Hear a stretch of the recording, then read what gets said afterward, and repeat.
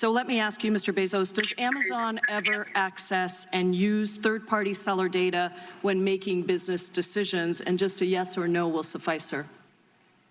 I can't answer that question yes or no. What I can tell you is we have a policy against using seller-specific data to aid our private label business, but I can't guarantee you that that policy has never been violated.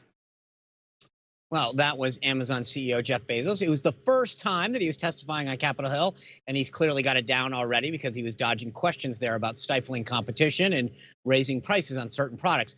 Lack of competition was a major theme in the big tech hearing, but did anything actually get accomplished? Let's bring in today's company to discuss. First, we have Joe Concha, media reporter for The Hill, and Daniel Lippman, political reporter. Daniel, Joe, welcome. Thanks, Sean. Hey, Sean, how are you? Okay, so we just asked Ken Buck this. It's an interesting question that Lindsay and I have been batting around. Strategically speaking, would it have been better to have them testify one at a time, where there could have been a little bit more digging down in each one of them and each one of the platforms versus having them all there together, all four of them once? So, Daniel, let me ask you, do you think strategically it was a good idea to have them all together, or should it have been better to have them one at a time? Well, I think it's a better idea to have them all at once because it kind of made the hearing much more important. It reminded people of, tobacco industry hearings when you have all the CEOs raising their right hand. Those are famous images. And if you just have a piecemeal, one CEO at a time, then no one in the media would cover that. And so the fact that we had those huge tech companies all at once, that elevated it in my mind. Joe Concha, I totally get Daniel's point, right? It's sort of this balance, right? He's right. I mean, you have all four of them there, you get a ton of attention, but you delve down less because each one of them can bob and weave and dodge. So where's the trade-off there, Joe Concha, between getting information and getting attention? Because if you get attention and you get nothing done, is it really worth it? I certainly agree with Daniel. Power and numbers and obviously optics mean a lot. You remember the movie The Insider, Russell Crowe, Al Pacino, and obviously Christopher Plummer is Mike Wallace, and they kept referring to those CEOs standing up and raising their hands, just as we saw. Not quite as powerful, perhaps, because it was done online, but still.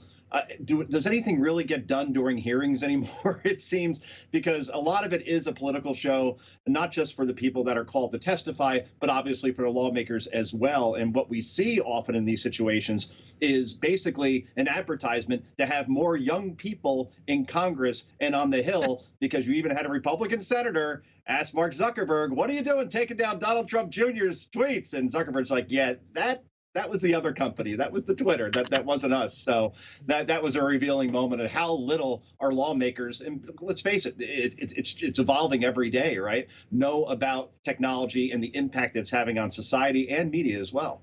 Yeah, that's a good point, Joe. And this was definitely a spectacle to have them all together, definitely agreed. But I think there were so many issues to cover that we saw Congress kind of jumping all over the place and trying to hit all these topics when the goal was to really talk about market dominance and the power of big tech. I want to play real quick a clip from Jim Jordan and some of his questions. Take a listen. Big tech's out to get conservatives. That's not a suspicion. That's not a hunch. That's a fact. July 20th, 2020, Google removes the homepages of Breitbart and the Daily Caller. Just last night, we learned Google has censored Breitbart so much traffic has declined 99%. June 16th, 2020, Google threatens to demonetize and ban the Federalist. April 19th, 2020, Google and YouTube announce a policy censoring the content that conflicts with recommendations of the World Health Organization. All right, so like I mentioned, there was a lot to cover. That was just one topic there. But Daniel, how do you think Congress did overall? Did they ask enough tough questions? Did they get what they needed to out of this hearing?